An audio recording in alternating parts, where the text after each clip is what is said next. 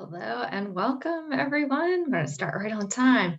Mhm. I'm Ren. I'm a volunteer with Citizens Climate Lobby, and I'm really excited to be here today talking about how we can welcome and activate new members. Just a couple of housekeeping notes. This session is meant to be as interactive and much of a discussion as possible. So while I have some prepared questions for Ellie, we really welcome your ideas and your input along the way. So please feel free to either put your questions in the chat or raise your hand to be unmuted at any time. We really want to hear from you. It's my honor to welcome Elli Sparks today for a wild and wonderful conversation about onboarding. Elli is CCL's National Field Development Director, and she helps chapters across the country grow and engage new members. One of the things I really appreciate about Elli is that she has had firsthand experience working at every level of the organization. She started as a volunteer and was actually the founder of the first CCL chapter in Virginia. She joined CCL staff way back in 2012, bringing her 15 years of nonprofit management experience with her. And I'm just so excited to be working with her again in this conference because Elli not only inspires me, but I always feel like talking to Elli, the work all of a sudden becomes doable and accessible. So I really appreciate that. And with that, shall we get started, Elli? Yeah, let's get going. Awesome.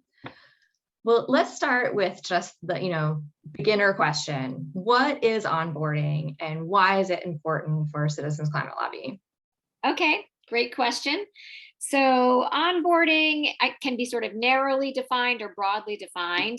And narrow definition, I think, would be welcoming new volunteers into your chapter and engaging them in actions and activities, eventually in roles and leadership positions.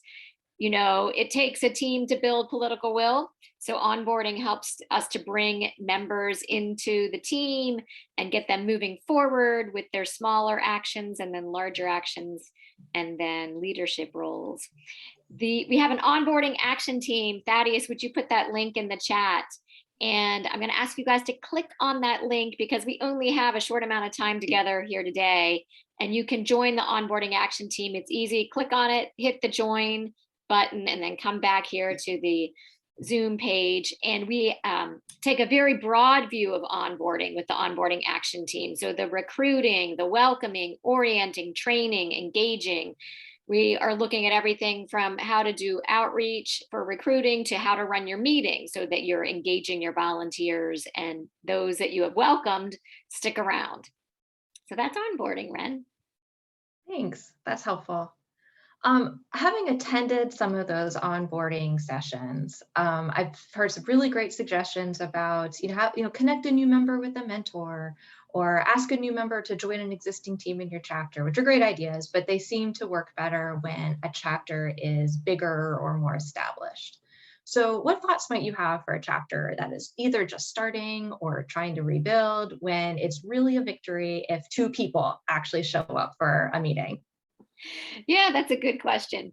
Okay, so fortunately, the best practices for onboarding can be scaled up or scaled down for a small chapter, scaled up for a larger chapter. I see two main pieces, two main components for onboarding. And those happen, like I said, in a small chapter or a large chapter. And one person can do both of those tasks. Don Adu will tell you he did them both in launching his chapter. And Don's story, he was a chapter of one for a year. And look where he is now.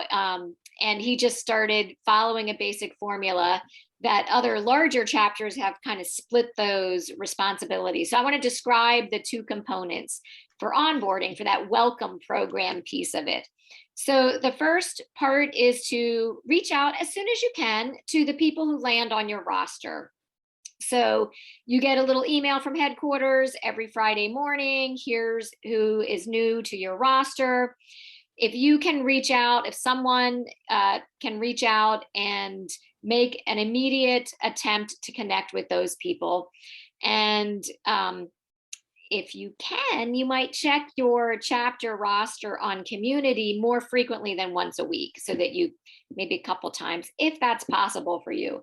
So that first little connection you're inviting someone to have a longer conversation. So that first little email or text, excuse me, or phone call says, well, would you like to talk to someone in our chapter so that you can learn a little more about volunteering with us? Can we set up a meeting, a little 30-minute phone call or Zoom call so you can learn more about volunteering with CCL? That's essentially what you're asking in that first effort to communicate. The second task is having that conversation, that 30-minute call, Zoom call. So that you see, those are two tasks. A small chapter can send an email and say that same kind of question. Would you be available on Friday to speak with me? I'd like to tell you more about volunteering. Friday at 10 a.m. I'm free. Does that work for you?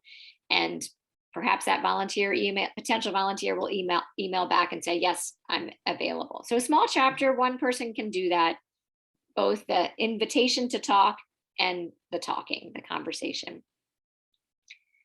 So I hope that's helpful. Does that make sense, Ren? It definitely makes sense. What about just like, if a new member is showing up to what seems to be a very small meeting, there's times where I feel like people are almost embarrassed by that, where it's almost like more intimidating to join a small group because then they feel like more attention is on them. They can't just like sit back and just listen. You know what I mean? Yeah. So let's think a little bit about, I think if it were me and the new person showed up and it was just the two of us, I would shift into, this is going to be a conversation about them. I would scrap that agenda and have that kind of a conversation. Tell me a little bit more about yourself and your interests, and what do you like to do? What might you want to learn here? So I would shift. If it's a small group, then remember, we're building relationships. So this is all about relationship building. And when you craft your agenda for that meeting, you want to think about what you're putting into that monthly meeting to help build relationships. I like to start with something I call connection before content. That's kind of a softer way of saying icebreaker, where you ask a question. If there are 3 or 4 of you, then you go around the room and give the answer to that question. My latest fun question is, where were you born and what brought your family to that location? And that is fun to see where people are from and why they landed in this little place where they were born. So that's kind of a nice thing to do in a small meeting, in any size meeting. If a large meeting, you're going to have people put the answer in chat or send them to breakout rooms. But a small meeting, so that's one connection. Then the other thing you want to have happen, I think, in your monthly meeting is give people a chance to consider what actions they might take for CCL this month and to commit to those. And I think that's good for any size chapter. And this is what keeps people engaged, is to leave that monthly meeting with their personal to-do list for CCL, which may be a very small list if they're new. Perhaps it's a small list, but everyone leaves with something. And so you might model that as the group leader and say, well, this month I'm going to blah, blah, blah, blah, blah. Ren, what are you going to be working on this month? And Ren says, well, I haven't written a letter to the editor in a while, so I am going to write one of those. And then Dee is brand new, and we say, Dee, what might you work on? And Dee is like, oh, I don't know, I'm brand new. Well, then I might say, Ren might like it if someone could proofread her letter to the editor. So maybe Ren's sitting there thinking, I don't need anybody to proofread my letter. But you see, I'm trying to facilitate a little bit of relationship building. So I'm kind of like a hostess at a party. Like, I can't talk to everyone in the party, but I can get Ren and Dee. I'm going to set you two up to have a little conversation. And so I'm facilitating that relationship building. Is that helpful for a small meeting? That is helpful. And I wrote down the connection before content. I love that idea. That's definitely something I want to start incorporating. Kind of along the same lines, I'm still on the small chapter thing. And, this is partly what I'm needing as a chapter leader, but I know, talking to other group leaders, I'm not alone in this. But just this sense of almost embarrassment that, like, I know I have this huge roster, like hundreds of people, and having, a handful of people actually showing up, or I'm spending hours on the phone talking to new members, and they might show up for a meeting, but then we just don't see them come back. And I think in some ways, understanding that I'm not the only one doing that, but also looking for a way to, like, let's reassess, like, what success actually looks like. So I'm wondering if you had any thoughts on that, and just, some realistic discussion about like how big is a typical chapter and how big do you think you need to be really effective? Wow, there's a lot there. A Okay. lot there. Totally. So first off, when people land on your roster, they come from a variety of sources. You might be doing local outreach. I asked on the informational session this week, I was hosting it, and when people came on, I said, tell me, how did you find out about CCL and where do you live? 2 people said Google. They did a Google search. Maybe they even found us through Volunteer Match, like maybe volunteering about climate, and Volunteer Match popped up. Somebody said the Unitarian Universalist Association on their website mentions us. 2 people said speakers. A speaker came to a women's club, and a speaker spoke at a class at a Zen center in San Francisco. Somebody else said a parent from my son's school said we should join, and this fellow was sitting there with his son who was from the same school. So it was a father and a son. And somebody else said my patient, and I have no idea what his medical, or if he was a dentist or what he was. But anyway, so you can see like a wide range of ways that people find their way to CCL. Now, if someone is on your roster, having discovered us perhaps at a tabling event, we do get some great volunteers from tabling, and I bet there are some people here from that. I would say a big chunk of people from tabling just signed something they thought was a petition. They saw your globe, maybe you had a globe sitting on the table, and they're like, oh, nature, and they signed something. So they're not quite sure who you are.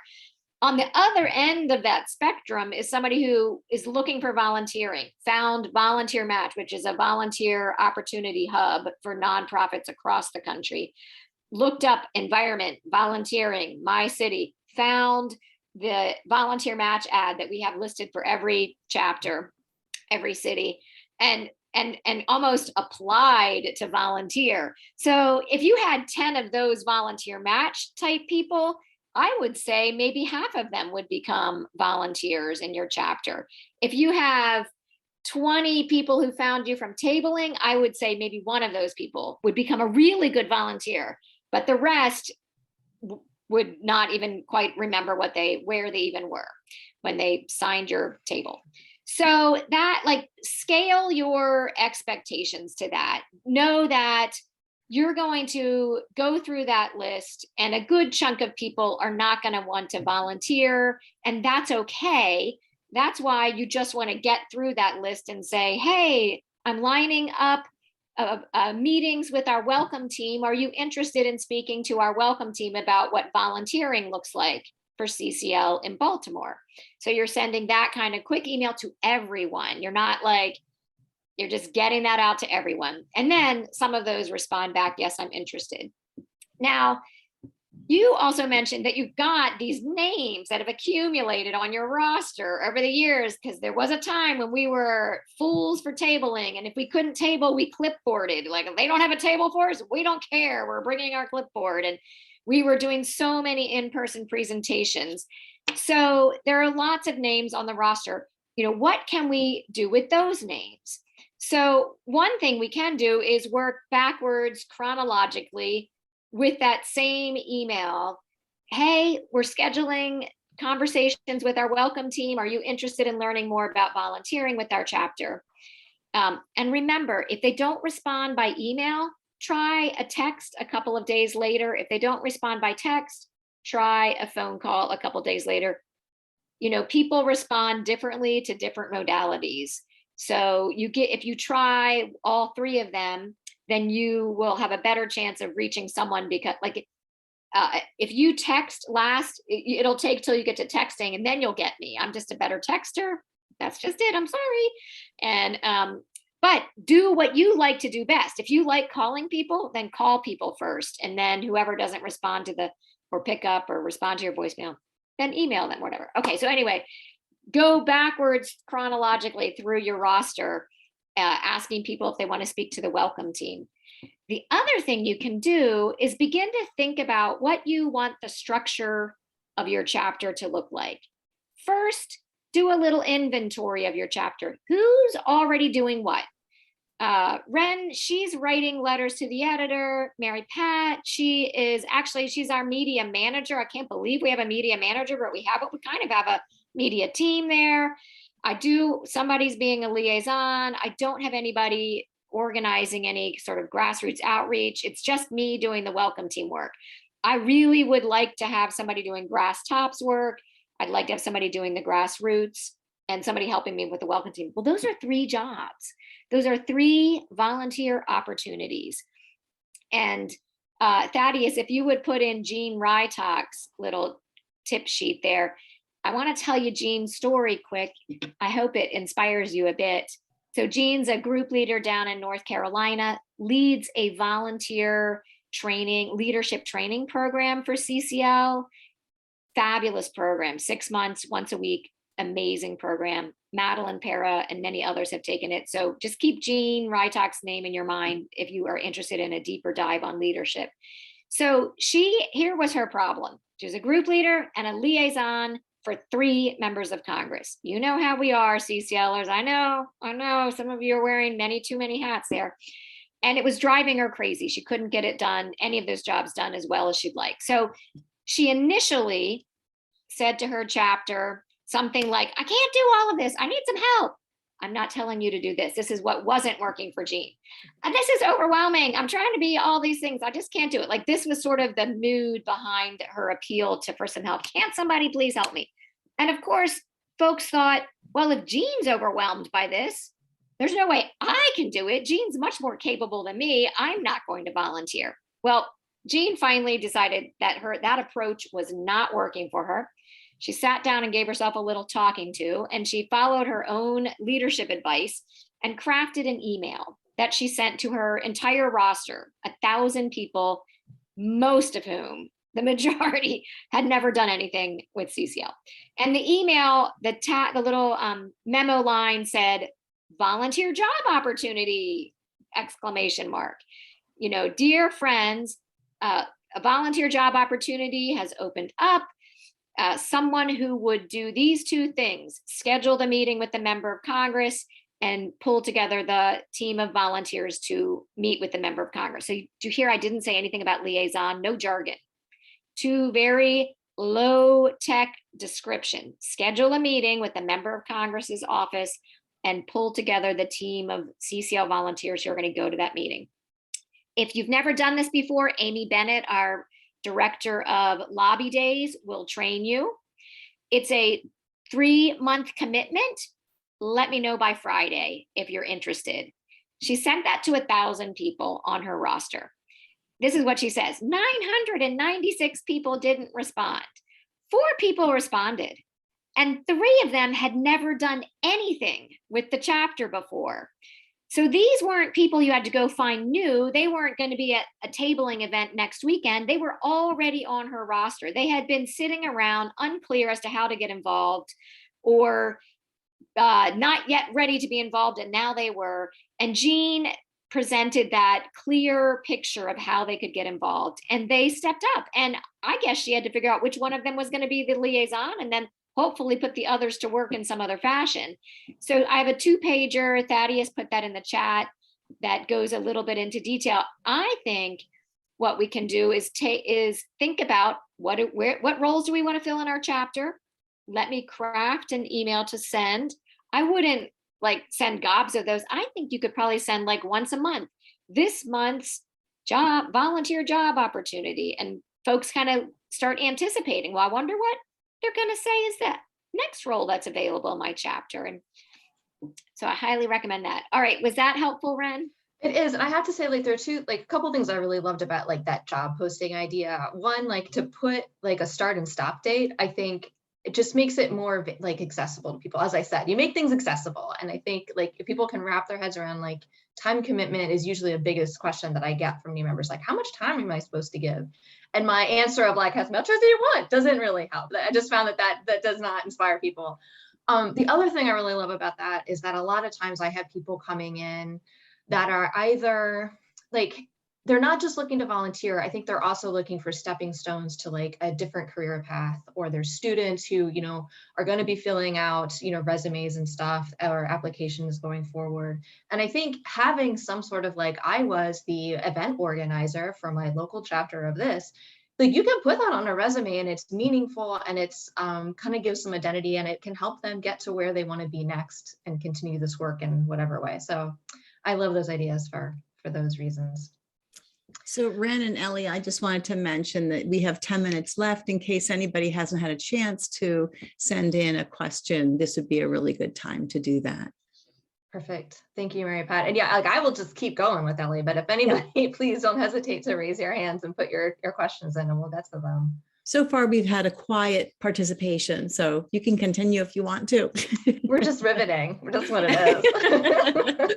Indeed. So another thing that like I've been thinking a lot about is that this last couple, like the last 4 or 5 months, as we've been pushing to put this carbon price in Build Back Better, for me, it's felt like a really different time for Citizens Climate Lobby. It's been very exciting, but it's just been a lot of like seeing our message evolving so it can be, put into this legislation. I've seen this really huge shift to we're just focusing on contacting Congress. And onboarding that time just felt a little like, oh man, I'm trying to pull you onto this moving train and trying to balance like, how much backstory should I get? And here's our history, but you need to know our history because we're going in this direction. And just how do you have any thoughts on like, how do we engage people during this time where it's just fast paced, it's uncertain and unpredictable. And I want people to feel like there's a jumping in place, but I don't know how to create that safe space for a new person who has no idea what's going on. Yeah, totally a challenge. I would say definitely have them take the immediate action. And that's another piece to budget into your monthly agenda, is to do an action in the monthly meeting. It could be that we always write Biden or whatever CCL is asking us to do with Build Back Better. And now we're calling it budget reconciliation because Build Back Better is sort of split apart back into the budget reconciliation title. We just do that on at our monthly meeting. We all do this action that we can do right there in the meeting. So that would be one piece to do. If your chapter is continuing to work on the other levers, then I would pair them up or introduce them to someone who's working on a lever. And if your chapter has lever teams already, then you can move them into something like that. Or if there's someone who's working on a particular lever, you could have them pair up with someone in that way. And whether or not you have a formal mentorship program, I think we can, have the conversation with other volunteers that once a new volunteer has made their way to a monthly meeting or begun to take that first little step for getting involved, the responsibility of bringing them along belongs to the entire chapter. So the welcome team is inviting them to learn more and having that initial learn more conversation. After that, the whole chapter is involved with welcoming people. So that's kind of a thing to be saying to folks when you have a chance to say that, is like, we're all looking to welcome these new folks. And so feel free to send a new person a little private chat that says, hey, welcome, or here's my phone number, let's exchange numbers. Develop in your chapter the culture that people are welcoming and very specifically welcoming. That's where I say maybe offer your phone number or say, can I have your number? I'd like to circle with you after the meeting. I've got a little project in the chapter I'm working on. Maybe I could use a new volunteer. Can I talk to you about it? Yeah, no, that's helpful. Kind of along those same lines, like, thinking in best case scenario, if we did pass carbon pricing within Build Back Better or as a standalone bill, do you foresee like the actions that we'd be asking our volunteers to take to change a lot? Because part of that was my hesitation. It's like, well, I don't know if you should be working on these endorsements if this bill, why endorse this bill if we're not sure if it's going to even be what we're asking in 4 months? You know what I mean? Like, is there any big shift that you would envision or imagine happening if carbon pricing was passed? We will still be activating the levers. So, and people who have endorsed Energy Innovation Act, we will go back to, if say we get what we want, carbon pricing, or like, oh, whew, we don't need to work on carbon pricing anymore. We're going to be going back for other issues. Like we all know this isn't done when we get carbon pricing passed. There's so much more to do. So they will be developing those skills. They will be building those relationships. And you certainly can go back to some endorser of the Energy Innovation Carbon Dividend Act and say, thank you for endorsing that. Guess what? We passed that. Now we're working on this next thing. So everybody's switching to endorse that. Can I get your endorsement there? So I would say you just keep plugging along. And it is a little overwhelming, the sense of like building the rocket ship as we fly it to the moon. And that is the nature of this work. So it can help to say that. I know this is a bit like painting a moving freight train, and this is the excitingness of it. And then also, you know, we do want to be pulling on, if a member of Congress is kind of struggling to, if your lobbying feels a little stuck, if your lobbying lever feels stuck, then we do want to be pulling on those other levers to help unstick that member of Congress. Okay. We only have a couple of minutes left here, so I just wanted to give you an opportunity. If people are inspired, or if they're looking for additional support or resources for onboarding, what would you tell them? Onboarding Action Team, please click on that link right now. Click the join button. We meet the third Tuesday of the month at noon Eastern time, and we have a different speaker. Sometimes it is a chapter member who has a good onboarding program, and sometimes it is a staff person who is talking about, perhaps like Brett Cease was on, talking about the pyramids of engagement, how you move a volunteer from just doing a basic thing like calling Congress to writing a letter to the editor, to being the media manager, to being a co-leader of your chapter. So, Elli, I did get a good question here, kind of relating to, you know, taking action during your meeting time.